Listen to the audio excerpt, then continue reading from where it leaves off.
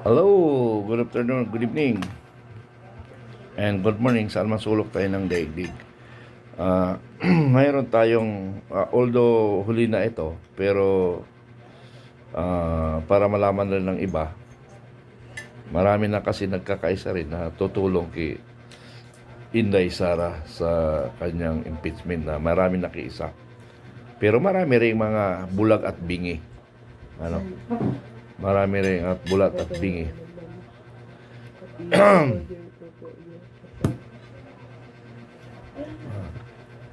Marami rin na gustong tumulong, pero marami rin gustong i-impeach si Inday Sara. So, kanya-kanya. Pero palagay ko ang mga tao, ang mga Pilipino, marami naman ang hindi pabor sa impeachment.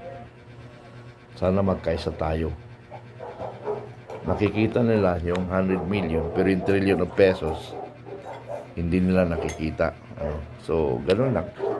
So, pakinggan natin itong pinadala ni General Macanas. Pakinggan natin. Ano, meron daw. Hindi ko alam kung sino ba yon. Basta, ang pag-usapan natin is ito, ginawang pagpahayag ng suporta ng PNPA class of 1991. Marami dito generals.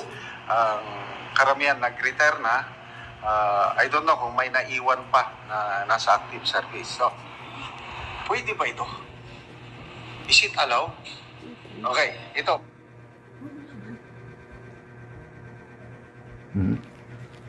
Nawala. Ba't kaya?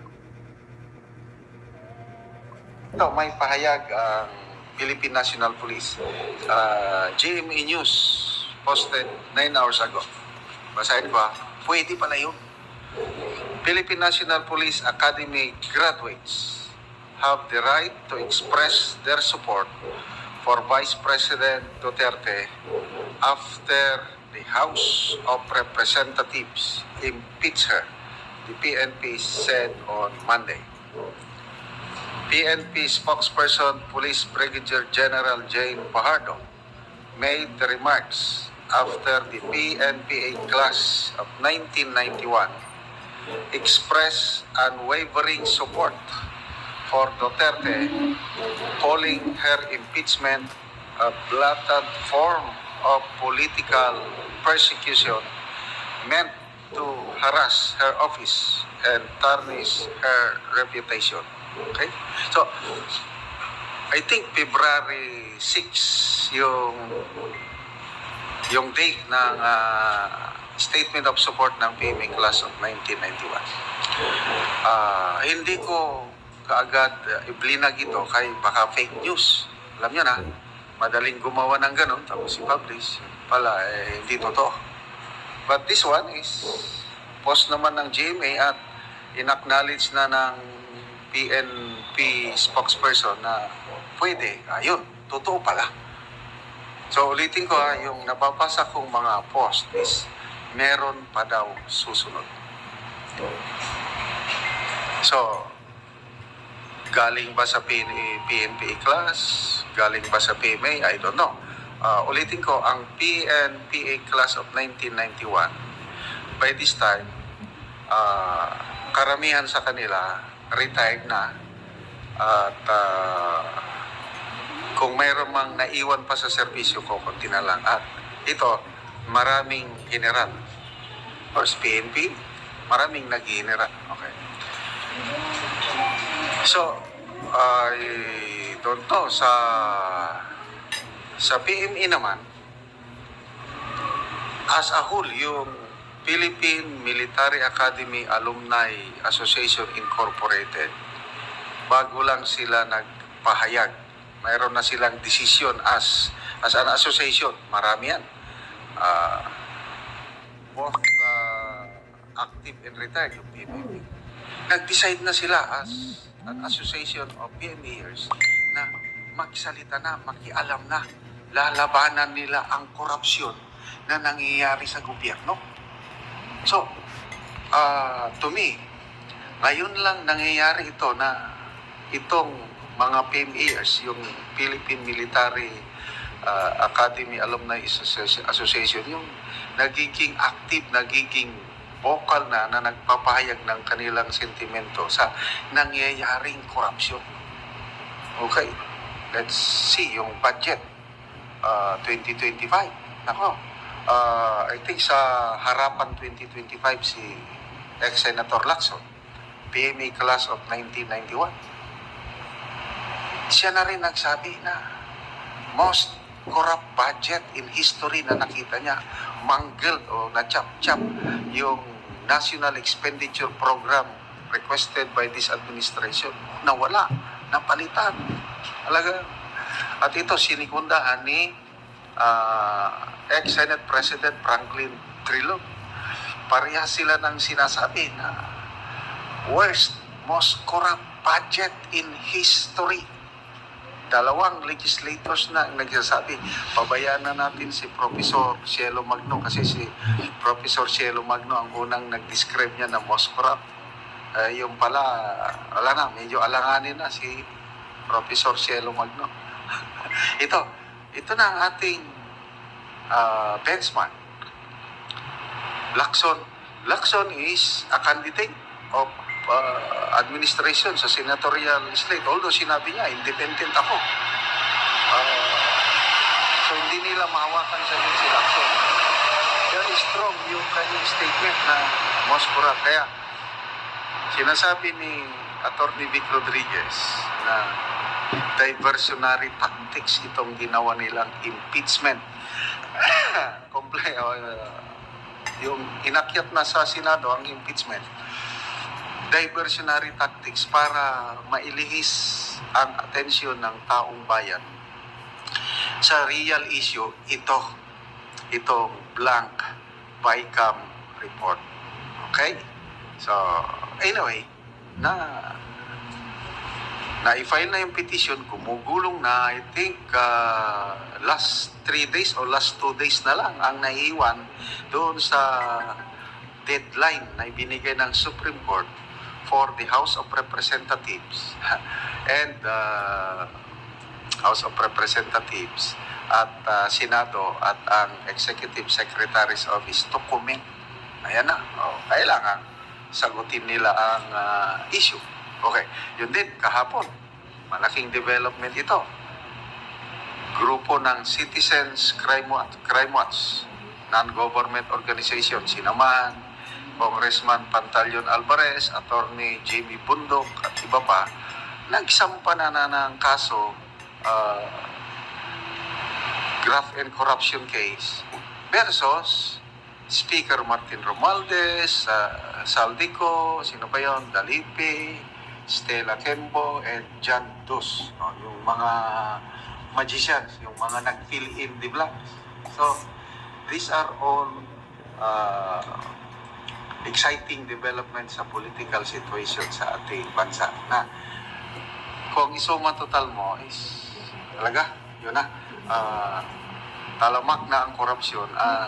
Ito, hindi na makatiis ang mga men and women in uniform, lalo na yung mga active, ano yung mga retired. Ang active, hindi sila pwedeng magsalita. Naintindihan natin yan. Okay. So, mga kaibigan, salamat sa inyong palaging panonood.